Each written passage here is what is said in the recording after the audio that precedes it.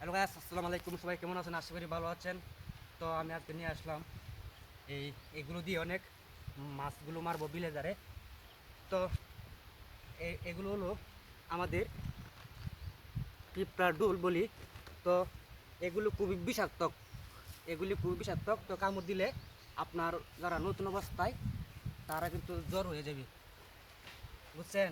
তো আমি বিশেষ করে কিন্তু মাছের ভিডিও করি, তাই এগুলো মারছি। তো এগুলো অনেক কিছু দাম আছে, তো কামড় দিলে অবশ্যই সমস্যা হবে। আমার মতন কেউ ভাঙবে না, কারণ আমার অভ্যাস হয়ে গেছে। তো অনেক বিশেষ হয়ে দেখেন, এটা গুটি গুটি হয়ে যাবে, দেখেন এটা কিন্তু। আবার কেউ কে পেলেন না যেন এগুলো নিয়ে একটা একটা করে গেতে নদীতে মাছ মারবো সবাই, দেখেন।